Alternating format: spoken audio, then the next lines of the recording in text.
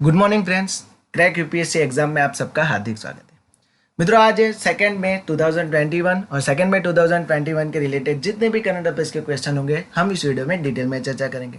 मित्रों, हमने ये question the Hindu, PIB, Indian express, Dainik Jagran, financial express जैसे लीडिंग न्यूज़पेपर में से ये करंट अफेयर्स के क्वेश्चन हमने लिए हैं, जिससे क्या हो कि आपकी सभी गवर्नमेंट एग्जाम के लिए बहुत ही ज़्यादा महत्वपूर्ण है और आपके नॉलेज इंक्रीमेंट के लिए भी इम्पोर्टेंट है और देश और दुनिया में जितने भी रोज़ बरोज़ की जितनी भी घटनाएं घटती है उनके बारे में जानने के लिए भी ये करंट अफेयर्स के वीडियो बहुत ही ज़्यादा महत्वपूर्ण है। और हाँ मित्रों, अगर आपको ये वीडियो अच्छा लगता है तो लाइक करना, शेयर करना और सब्सक्राइब करना मत भूलिएगा। तो चलिए स्टार्ट करते हैं आज का पहला question. Net zero producer forum किसके द्वारा शुरू किया गया है? तो मित्रों, इसका आंसर है डी, उपरोक्त सभी। तो मित्रों, नेट जीरो जो प्रोड्यूसर फोरम है वो America, Qatar, Saudi Arabia, Canada और नॉर्वे जैसे देश के द्वारा ये तैयार किया गया है। ये एक मंच है और उन्होंने इस मंच के तहत ये कार्बन नेट जीरो कार्बन उत्सर्जन है उसको शुरू किया है। और मित्रों, ये जो सभी देश है वो सामूहिक रूप से विश्व के टोटल 40% मित्रों वैश्विक तेल और गैस उत्पादन के लिए जिम्मेदार है और इसीलिए इस उत्पादन को घटाने के लिए मित्रों उन्होंने ये मंच शुरू किया है। अब नेट जीरो होता क्या है? तो मित्रों, नेट जीरो जिसे हम कार्बन न्यूट्रलिटी कहते हैं, उसका मतलब ये नहीं है कि कोई देश अपने सफल उत्सर्जन को शून्य तक ले जाएगा, बल्कि उसका मतलब यह है कि नेट जीरो ये एक ऐसी स्थिति है कि जिसमें किसी भी देश के उत्सर्जन को, जो वायुमंडल के अंदर जो ग्रीन हाउस गैसेस है, उसका अवशोषण करे और उसका निराकरण लाने के लिए यह शुरू किया गया है। इससे क्या होता है? तो मित्रों, इसका हेतु यह है कि क्या होता है कि हम जंगलों जितने ज़्यादा हो सकते हैं हम उस जंगलें बढ़ाएं और क्या होता है कि वायुमंडल के जो गैसें उनका निराकरण लाया जा सकता है और कार्बन कचरे और उसका जो भंडार होता है उनको घटाने के लिए जो अत्याधुनिक टेक्निक होती है उनका उपयोग करने के लिए यह एक नेट जीरो उत्सर्जन कार्यक्रम है वो शुरू किया गया है मित्रों।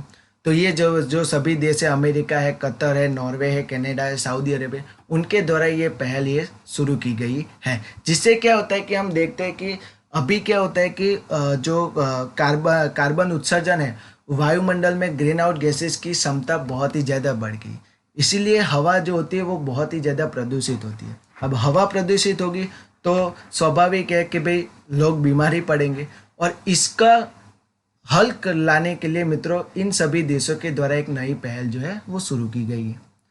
चलते हैं नेक्स्ट क्वेश्चन की तरफ मित्रों।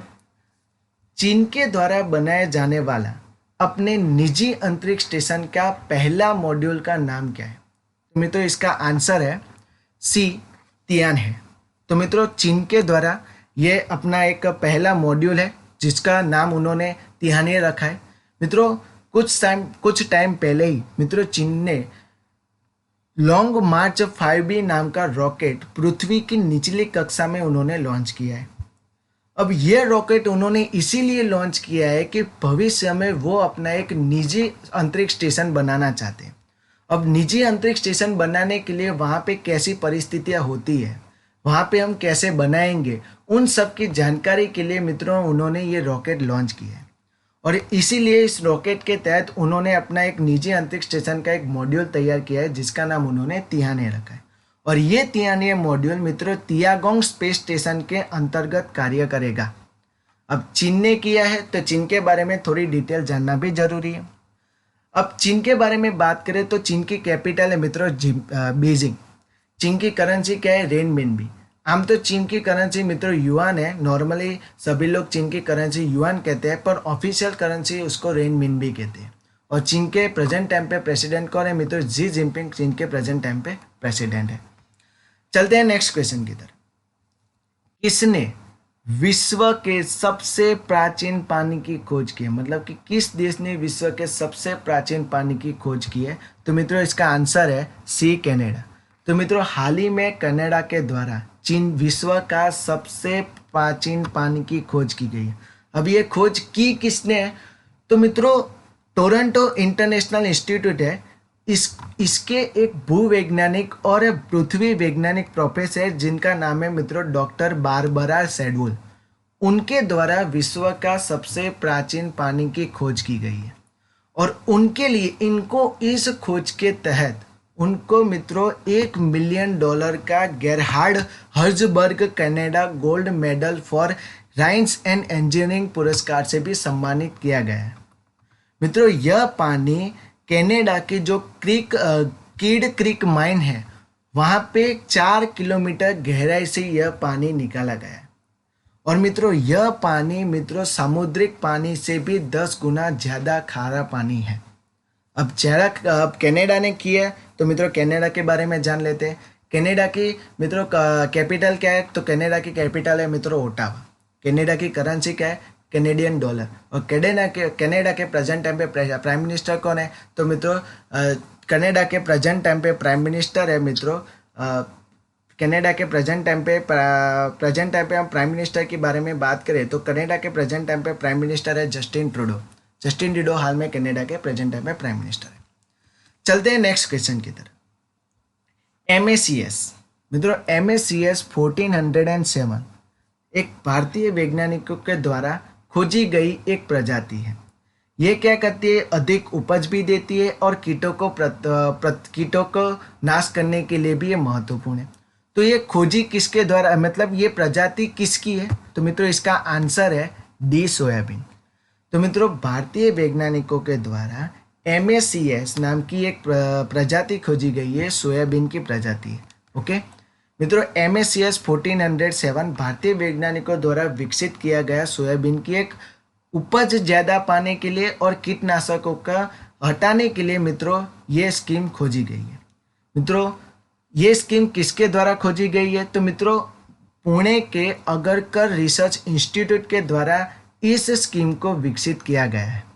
और ये नई स्कीम मित्रों असम, पश्चिम बंगाल, झारखंड, छत्तीसगढ़ और हमारे जितने भी पूर्वोत्तर राज्य हैं जैसे कि बात कर अरुणाचल प्रदेश, मणिपुर, मिजोरम, नागालैंड, सिक्किम जैसे पूर्वोत्तर राज्यों में भी ये वहाँ पे खेती के लिए उपयोग में लिया जाएगा। और ये मित्रों पारंपरिक जो क्रॉस ब्रीडिंग तकनीक है उनका उपयोग करने के लिए भी ये उपयुक्त है। अब अगरकर रिसर्च इंस्टीट्यूट ने किया है तो अगरकर रिसर्च इंस्टीट्यूट के बारे में जान लेते हैं। मित्रों अगरकर रिसर्च इंस्टीट्यूट की स्थापना हुई है 1946 और इसका हेडक्वार्टर कहाँ पे है? पुणे के महाराष्ट्र में। चलते हैं नेक्स्ट क्वेश्चन की तरफ। किसने मित्रों स्वचालक मतलब कि सेल्फ ड्राइविंग वाहनों के उपयोग हेतु नियम निर्धारित करने वाला दुनिया का पहला देश बन गया? तो मित्रों इसका आंसर है बी, ब्रिटेन। तो हाल ही में मित्रों ब्रिटेन ने मोटर मार्गों पर जो धीमी गति से जो सेल्फ ड्राइविंग वाहनें होती है उनका उपयोग करने के लिए नीति नियमों बनाने वाला दुनिया का पहला देश बन गया है। मित्रों उन्होंने क्या किया है कि एक ऑटोमेटिक लैंड कीपिंग जो सिस्टम होती है वो शुरू किया, जिससे क्या होती है कि मित्रों जो सेल्फ ड्राइविंग कारें होती है वो बिना ड्राइवर के वो अपने गति को भी बढ़ा सकता है और ब्रेक भी लगा सकता है। ये ऐसी टेक्निक लाया है वो लोग। और उससे क्या होता है वो ऐसे जो सेल्फ ड्राइविंग कार्स होती है उनमें वो सेंसर लगाएगा और सॉफ्टवेयर का भी उपयोग किया जाएगा, जिससे क्या होती है कि वो कभी भी अपनी गति को बढ़ा भी सकता है और कहीं पे भी वो अपने ब्रेक भी लगा सकता है बिना ड्राइवर के। ओके और मित्रों ALKS का उपयोग मोटर मार्गों तक ही सीमित होगा और इसकी अधिकतम जो गति होगी वो 60 किलोमीटर पर आवर की होगी। अब ब्रिटेन के द्वारा ये किया गया है तो ब्रिटेन के बारे में जान लेते हैं मित्रों। ब्रिटेन की कैपिटल क्या है मित्रों? लंदन। ब्रिटेन की करेंसी है पाउंड स्टर्लिंग और ब्रिटेन के प्रेजेंट टाइम में प्राइम मिनिस्टर कौन है? Boris Johnson. ये बोरिस जॉनसन मित्रों भारत के प्रवास पे आने वाले थे पर मित्रों क्या हुआ कि कोविड-19 की सिचुएशन बहुत ही ज़्यादा बढ़ गई, इसलिए उन्होंने भारत का जो प्रवास है वो कैंसिल कर दिया। चलते हैं नेक्स्ट क्वेश्चन की तरफ। देश के पहले 3D प्रिंटेड हाउस को किस संस्थान के द्वारा बनाया गया? तो मित्रों इसका आंसर है IIT मद्रास। तो मित्रों IIT मद्रास के द्वारा देश का ये पहला प्रिंटेड 3D हाउस बनाया गया और ये हाउस एक इंटरेस्टिंग बात है कि 5 दिन के अंदर ही इस हाउस का निर्माण किया गया है। और मित्रों इसका उद्घाटन हमारे जो वित्त मंत्री निर्मला सीतारामन उनके द्वारा उसका उद्घाटन भी किया गया है। ओके, चलते हैं नेक्स्ट क्वेश्चन की तरफ। हाल ही में जल जीवन मिशन पे एनुअल एक्शन प्लान किसने लॉन्च किया? तो मित्रों इसका आंसर है सी, आंध्र प्रदेश। तो मित्रों आंध्र प्रदेश के द्वारा जल जीवन जो मिशन है पे एनुअल वो शुरू किया गया है। और इस आंध्र प्रदेश राज्य की योजना यह है कि 2021 और 2022 तक हम 32 लाख नल जल कनेक्शन प्रदान करने की उन्होंने योजना बनाई है। और राज्य का लक्ष्य यह है कि हम चालू जो वित्त वर्ष है 2021 उसमें हम 13 जिले और 17,000 गाँवों में हम नल जल कनेक्शन लगाएं। मित्रों जल जीवन मिशन के तहत ये सभी कार्यक्रम होंगे। जल जीवन मिशन के बारे में हम बात करें तो जल जीवन मिशन की शुरुआत हुई थी अगस्त 2019 में और उसका उद्देश्य यह है कि मित्रों 2024 तक सभी गांव में जितने भी परिवार है उनमें मित्रों पाइपलाइन के मार्फत से जल का उपलब्ध कराना, यही इसका मुख्य लक्ष्य है। ओके, और मित्रों हम बात करें तो 2019 में जब नरेंद्र मोदी जी की सरकार आई थी तभी उन्होंने, जब फिर से नरेंद्र मोदी जी की सरकार आई तब उन्होंने एक नया मंत्रालय शुरू किया था जिसका नाम था जल शक्ति मंत्रालय।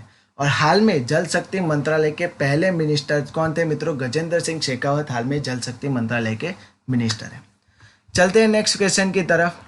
बंद करें हाल ही में दुनिया का सबसे सस्पेंशन वॉकिंग जो ब्रिज है वो कहाँ बनाया गया है? तो मित्रों इसका आंसर है, हाल ही में दुनिया का सबसे बड़ा सस्पेंशन वॉकिंग ब्रिज है वो, इसका आंसर है ए, पुर्तगाल। मित्रों पुर्तगाल में दुनिया का सबसे बड़ा वॉकिंग ब्रिज बनाया गया है। ये ब्रिज कहाँ बनाया गया है? तो मित्रों और ओका नाम का एक शहर है उसमें बनाया गया है। वहाँ पे जियोलॉजिकल जो पार्क है वहाँ पे ये स्थित है और पाइवा नाम की जो नदी है वहाँ पे ये स्थित है। अब पुर्तगाल ने बनाया तो पुर्तगाल के बारे में हम बात कर लेते हैं। तो पुर्तगाल की राजधानी क्या है? लिस्बन। पुर्तगाल की करेंसी यूरो। और पुर्तगाल के प्रेजेंट टाइम पे प्राइम मिनिस्टर कौन है? तो एंटोनियो कोस्टा पुर्तगाल के प्रेजेंट टाइम पे प्राइम मिनिस्टर है। और मित्रों जो ओका जियोलॉजिकल पार्क है वो यूनेस्को के द्वारा वर्ल्ड हेरिटेज साइट भी है। अब यूनेस्को के बारे में जान लेते हैं। यूनेस्को का फुल फॉर्म अक्सर एग्जाम में पूछा जाता है। यूनेस्को का फुल फॉर्म है मित्रों United Nation Educational Scientific and Culture Organization. इसकी स्थापना हुई थी मित्रों 1946 में और इसका मुख्यालय कहाँ पे आया है मित्रों? पेरिस, फ्रांस के पेरिस में इसका मुख्यालय आया है। चलते हैं नेक्स्ट क्वेश्चन की तरफ। हाल ही में किस भूतपूर्व अटॉर्नी जनरल की मृत्यु हुई है? तो मित्रों इसका आंसर है सी, सॉली सोरबजी। मित्रों हाल ही में सॉली सोरबजी वो इंडिया के 11th अटॉर्नी जनरल थे। मित्रों उनकी 91 ईयर की उम्र में निधन हुआ है। और मित्रों उनको डिफेंस ऑफ फ्री स्पीच से नाम से भी जाना जाता था। और मित्रों 2002 में उनको पद्म विभूषण से भी सम्मानित किया गया। मित्रों 1973 का जो केशवानंद भारती वर्सेस केरल राज्य का जो केस था उनमें उनको basic structure of legal doctrine में उनका बहुत ही ज़्यादा महत्वपूर्ण योगदान था। मित्रों हम जानते हैं कि केशवानंद भारती केस इंडिया का सबसे लीडिंग केस था बिकॉज ऑफ वहाँ पे 13 जजों की बेंच थी उस केस में। उस 13 जजों की बेंच में मित्रों, उस 13 जजों की बेंच के केस में मित्रों अटॉर्नी जनरल ने बहुत ही ज़्यादा महत्वपूर्ण योगदान दिया था। मित्रों 1930 में मित्रों उनका जन्म हुआ था और 1953 में उन्होंने अपने LLB करियर की शुरुआत भी की थी। चलते हैं नेक्स्ट क्वेश्चन की तरफ। हाल ही में EPFO ने अपने महत्तम जो मृत्यु बीमा है उनकी सीमा कितने तक रखी है? तो मित्रों इसका आंसर है D, 7 लाख। तो मित्रों EPFO ने कोरोना महामारी के चलते हुए, हम जानते हैं कि अभी क्या है कि कोविड-19 की सिचुएशन इंडिया में बहुत ही ज़्यादा खतरनाक बढ़ चुकी है। हर रोज 3.5-4 लाख केस आते हैं और मृत्यु भी बहुत ही ज़्यादा बढ़ चुकी है। इसके लिए मित्रों EPFO Employed Provident Fund Organization ने मित्रों इसकी सीमा बढ़ाकर 7 लाख रुपये कर दी है। अब एम्प्लॉयड प्रोविडेंट फंड ऑर्गेनाइजेशन ने की है तो इसके बारे में जान लेते हैं। तो मित्रों इसकी स्थापना हुई थी 4 मार्च 1952 को इसकी स्थापना हुई। इसका मुख्यालय न्यू दिल्ली में आया है और ये ministry of labour and employment मंत्रालय के अंतर्गत ये कार्य करता है। तो मित्रों आज के कुछ फैक्ट्स है। आज मैं 2 फैक्ट्स लाया हूँ आपके सामने।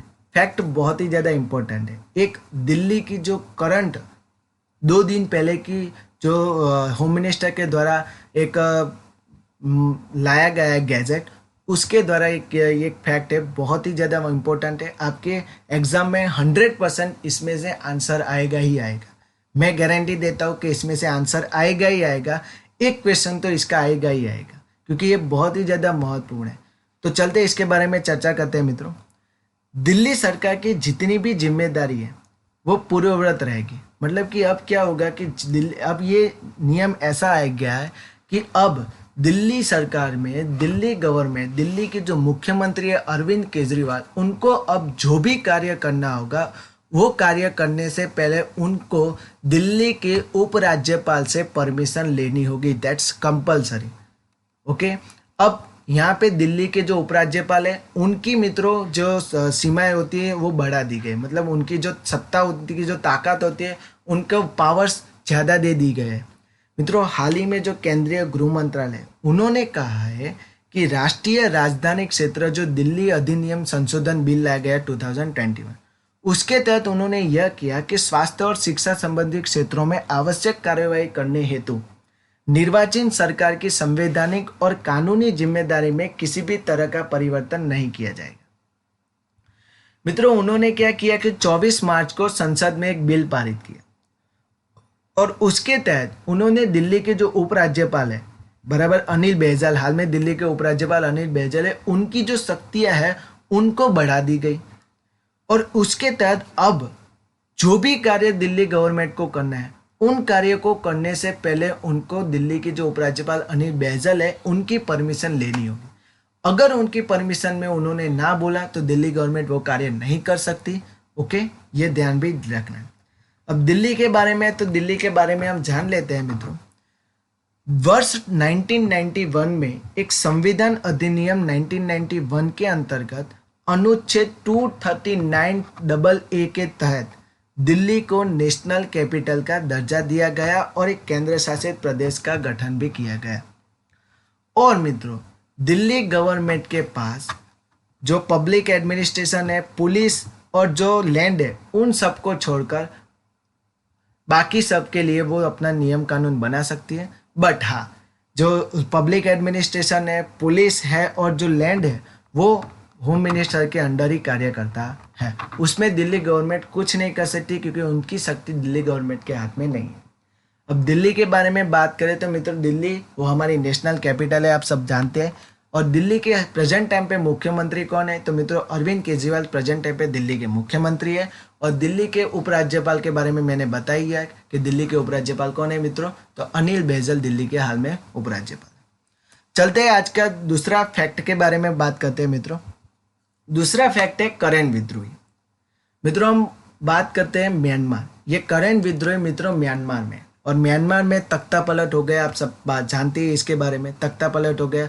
अभी सैन्य ने मित्रों वहाँ के जो प्राइम मिनिस्टर थे, वहाँ के जो प्रेसिडेंट थे, उन सबको हटाकर अपने हाथ में उन्होंने सत्ता ले ली है सभी। तो मित्रों म्यांमार में फरवरी 1 को तख्ता पलट हुआ और उसके बाद मित्रों क्या हुआ कि जो जातीय अल्पसंख्यक करेन विद्रोही है, उनके द्वारा म्यांमार की सेना की जो चौकियाँ थी उन पर उन्होंने हमला कर दिया।